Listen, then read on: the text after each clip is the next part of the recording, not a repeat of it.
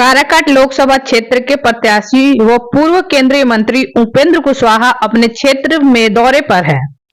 एक के बाद एक इनकी कार्यक्रम लगातार लगी हुई है। ऐसे में उपेंद्र कुशवाहा डेहरी डालमिया नगर की पूर्व मुख्य पार्षद प्रत्याशी ज्योति कुमारी के घर पहुंचे। इनका स्वागत समाजसेवी पंकज गुप्ता ने किया। हालांकि यह आत्मीय मुलाकात थी, फिर भी आसपास के लोग भी इनके स्वागत में जुट गए। ऐसे मौके पर दलीय कार्यकर्ता भी मौजूद थे। एनडीए के कार्यकर्ता चुनाव मैदान में उतर चुके हैं। हम आपको यह भी दिखलाएंगे चुनावी मैदान में इनकी कैसी तैयारी है। एनडीए कार्यकर्ताओं के साथ बातचीत हम आपको बाद में दिखलाएंगे, मगर इसके पहले बिहार साथी न्यूज के शमशेद खां के साथ हम उपेंद्र कुशवाहा के इंटरव्यू दिखलाएंगे। राष्ट्रीय लोक मोर्चा के जिला अध्यक्ष कपिल कुमार भी मौजूद थे। बिहार साथी न्यूज के साथ वीडियो में बने रहें। यदि अब तक आपने चैनल को फेसबुक पर फॉलो और यूट्यूब पर सब्सक्राइब कर बेल की घंटी नहीं दबाया है तो दबा ले। वीडियो में बने रहें, पूरी रिपोर्ट देखें। बिहार साथी न्यूज इस क्षेत्र की सबसे तेज खबरों को दिखाता है। बिहार साथी न्यूज से मैं शमशेद खां मौजूद हूं पूर्व मंत्री व काराकाट लोकसभा क्षेत्र के प्रत्याशी उपेंद्र कुशवाहा के पास। आइए हम जानते हैं उपेंद्र कुशवाहा के काराकाट लोकसभा क्षेत्र की चुनाव तो लड़ ही रहे हैं, लेकिन पूरे बिहार को लेकर के इनके लोक मोर्चा के ये सुप्रीमो भी हैं। इनकी चुनावी एजेंडे क्या है, घोषणा क्या है? देखिए, हम अभी काराकाट लोकसभा क्षेत्र में हैं और यहाँ के लिए 2014 से 19 तक भी हम थे प्रतिनिधि, लोगों ने आशीर्वाद दिया था और तब जो भी मुद्दे थे हमारे सामने, उसमें तमाम मुद्दे हमारे एजेंडे में शामिल है आज भी, जिसमें डालमिया नगर को फिर से रिवाइव करना है। सिंचाई की परियोजना, कई ऐसी परियोजना है जिसका संबंध झारखंड से है, बिहार से है, वैसी परियोजनाएं आज भी लंबित है। तो इन चीजों पर और साथ ही साथ एजुकेशन के सेक्टर में हम तो हमेशा से कैसे गरीब लोगों के लिए शिक्षा की व्यवस्था अच्छी हो पाए, इस काम में लगे हुए हैं, जो एजेंडा हमारा पुराना एजेंडा रहा है। हमने जब हम मंत्री हुए थे शिक्षा विभाग के, तब उस वक्त हमने केंद्रीय विद्यालय खुले अपने इस इलाके में, इसका भरपूर प्रयास किया था। उसमें थोड़ी सफलता में मिली। एक इसी लोकसभा क्षेत्र के अंतर्गत नबीनगर में एक केंद्रीय विद्यालय खुला जो आज भी चल रहा है। दूसरी स्वीकृति मेरी केंद्रीय विद्यालय के लिए हुई थी वो विधानसभा क्षेत्र के देवकुंड में, जो अभी भी भारत सरकार से वह सैंक्शन है। थोड़ी औपचारिकता की जरूरत है राज्य की सरकार से, तो आगे आने वाले दिनों में उस औपचारिकता को भी पूरा करने का काम किया जाएगा और केंद्रीय विद्यालय वहां भी चलेगा। तो इस तरह से शिक्षा का मामला हो, विकास का मामला हो, यहाँ का मामला हो या राज्य का मामला हो, यही सारे मुद्दे हमारे एजेंडे में। डालमिया नगर के का जहां तक सवाल है, तो डालमिया नगर के बहुत सारे चीज जो हैं नीलाम हो गए। अब तो समतल जमीन बच गई है। क्या पुनर्स्थापित करने के लिए आप पुनः मंत्री बनेंगे तो उस पर कदम उठाएंगे? देखिए, नीलामी तो आवश्यक है ना। नीलामी के लिए तो उस समय हम बहुत प्रयास किए। उस समय जो था पूरा कचरा से भरा हुआ, जहां रेलवे की फैक्ट्री बनने का पहले से प्रस्ताव है, तो वहां कचरा मलबा जमा होने के कारण काम नहीं आगे बढ़ पा रहा था। तो उसको कैसे हटाया जाए, सरकारी चीज है, ऐसे सीधे हटाया भी नहीं जा सकता है।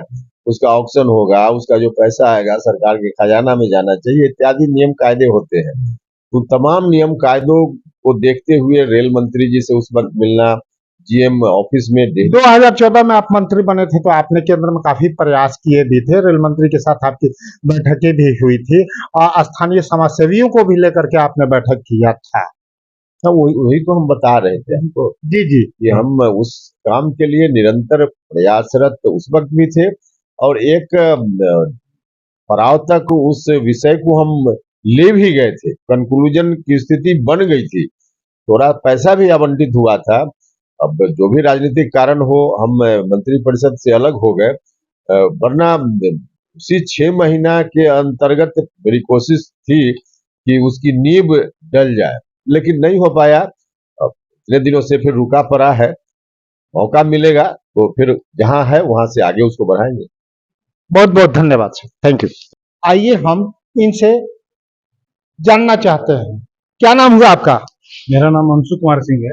हाँ, क्या योजना है आज की बैठक में, क्या हुई?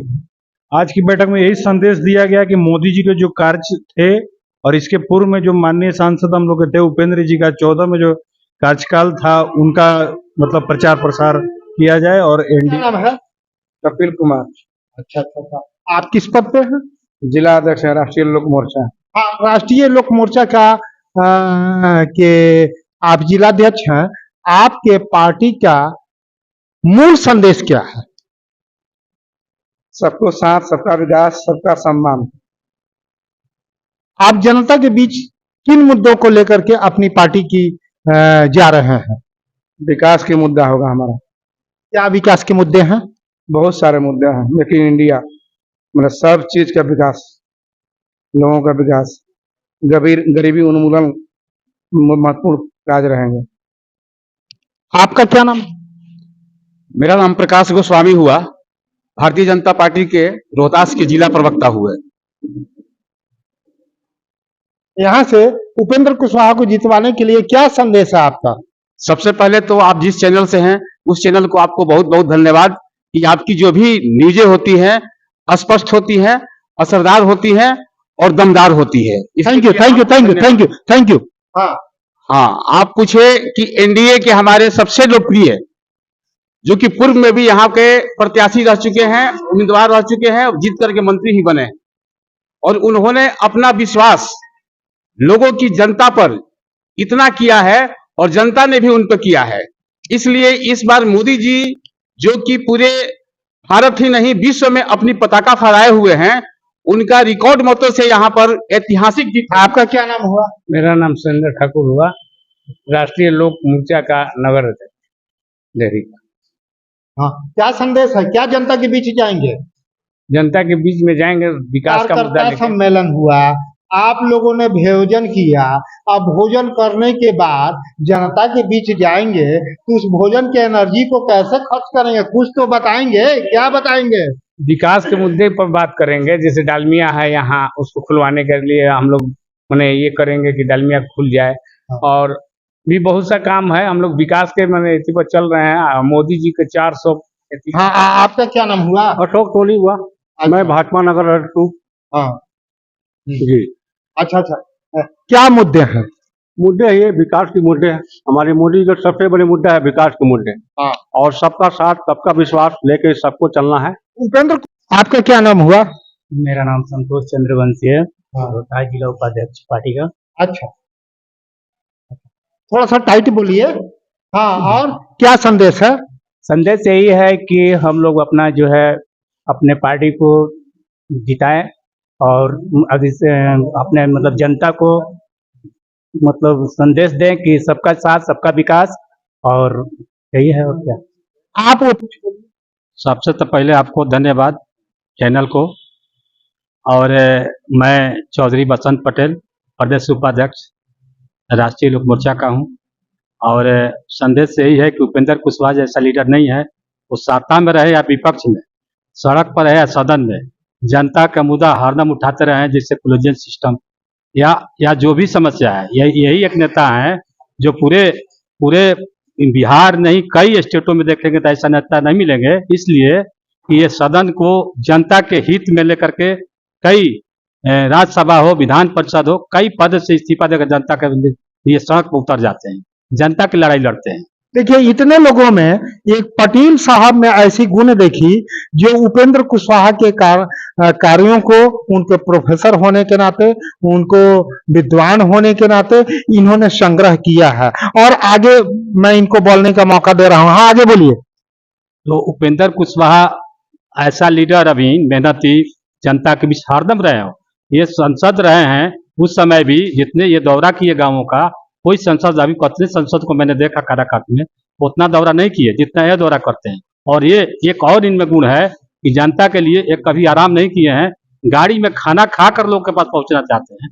और जनता का सुख दुख में काम आने का काम करते हैं। इस उपेंद्र कुशवाहा जैसा लीडर अभी हम नहीं देखे हैं। उपेंद्र कुशवाहा बहुत अच्छे लीडर हैं और इनके चलते बहुत सारे कार्यकर्ता इनके जो है गुण को प्रशंसा उपेंद्र कुशवाहा जैसा लीडर भारतीय जनता पार्टी में भी इस क्षेत्र में नहीं है, तभी मोदी जी की पसंद है उपेंद्र कुशवाहा। इस बात से सहमत हैं आप? सहमत हैं, तभी तो लोग पूरा लोग ये एनडीए के साथी लोग पूरा तन मन धन से लगे हुए हैं और क्षेत्र में जा रहे हैं, हर लोग के बीच जा रहे हैं, देहात में जा रहे हैं, गांव गांव जा रहे हैं और डोर डोर पहुंच रहे हैं। उपेंद्र कुशवाहा केवल इनके मेहनत और लगन के चलते, इनके अच्छाई के चलते सब लोग लगे हुए हैं, जोर शोर से लगे।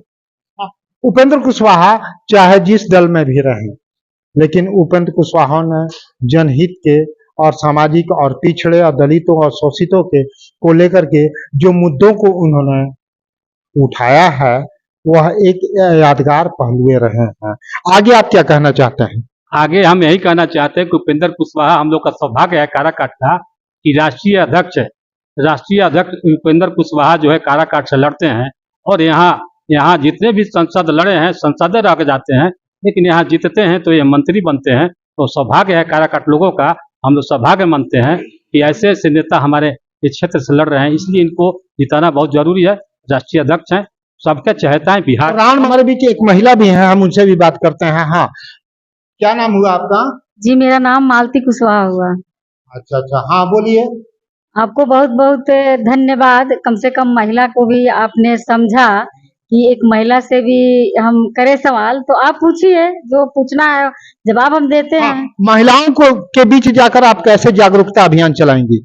महिलाओं के बीच जाकर जागरूकता हम चलाएंगे। जो यहाँ के सांसद क्या बातों को कहेंगी? प्रधानमंत्री जी महिलाओं के लिए सबसे बड़ी आरक्षण जो है दिए, बिल पास किए। सबसे तो महिलाओं के ये बड़ी बात रहा। 29 में जो है बहुत सारे महिला जो है बन के वहां जाएगी। इस बात को हमने जाके क्षेत्र में महिलाओं के बीच बोलेंगे। इसके बाद जो है माननीय उपेंद्र कुशवाहा जी एनडीए के जो समर्पित उम्मीदवार है, माननीय उपेंद्र कुशवाहा जी यहाँ से जीत के जाएंगे तो महिलाओं को जो गौरवशाली महसूस करेंगी और महिलाओं के लिए हित में माननीय उपेंद्र कुशवाहा जी लड़ाई लड़ते रहते हैं और महिलाओं के हित में काम करते रहते हैं। प्रधानमंत्री जी का भी योजना है जो महिलाओं के बीच में जागरूक करने के लिए है। जो महिलाओं के ये किसान महिलाएं होती हैं उनके भी खाते में पैसा, प्रत्येक महिलाओं के जो है खाते में पैसा जो है आ रहा है। हमारे प्रधानमंत्री जी नरेंद्र मोदी जी के देन है और यहाँ के एनडीए समर्पित थे हमारे माननीय उपेंद्र कुशवाहा जी भी दिन रात जो लगे रहते हैं।